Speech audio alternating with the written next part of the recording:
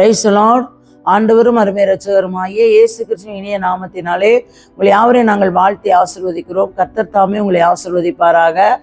இன்றைய தேவ வார்த்தை ஏசாயா 45வது அதிகாரம் 11வது வசனமும் 12வது வசனமும் சொல்லுகிறது பாருங்க.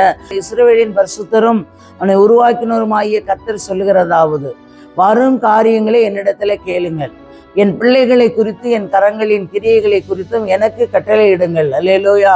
நல்லா கவனிங்க. ஆண்டவர் சொல்லுகிறார், என்னை உங்களை உருவாக்கினவர் கர்த்தர் சொல்லுகிறதாவது என்னவென்றால், நல்ல கவனிங்க, வரும் காரியங்களை குறித்து என்ன காரியமா இருந்தாலும் என்னிடத்துல கேளுங்க என்று சொல்லுகிறார்.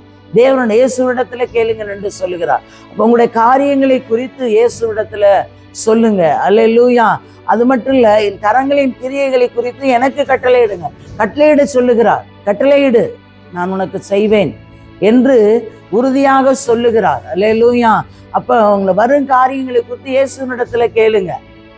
அவர் கரத்துக்கு நீங்க கட்டளையிடுங்க. ஆண்டவரே, அந்த சராசரங்களை உண்டாக்கினீர், ஒரே ஒரு வார்த்தை சொன்னீர், உண்டாயிட்டையா. அப்ப உன்னுடைய கரத்துக்கு நாங்கள் கட்டளையிடுகிறோம் என்று கட்டளையிடுங்க.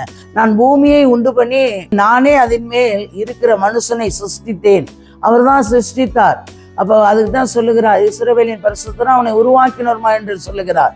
அப்ப சிருஷ்டித்தேன், என் கரங்கள் வானங்களை விரித்தன. அல்லேலூயா. அவைகளில் சர்வ சேனையும் நான் கட்டளையிட்டேன். அந்த சராசரங்களை கட்டளையிட்டார், உருவாக கடந்து உருவாயிட்டு. நல்ல கவனிங்க.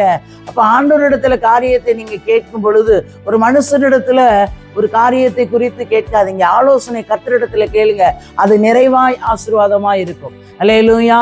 அவங்கள்ட்ட கேட்டா நல்லா இருக்குமா, இவங்கள்ட்ட கேட்டா நல்லா இருக்குமான்னா ஒவ்வொருவரும் ஒவ்வொன்றை குழப்புவார்கள். அப்ப நீங்களே குழம்பி போயிருப்பீங்க.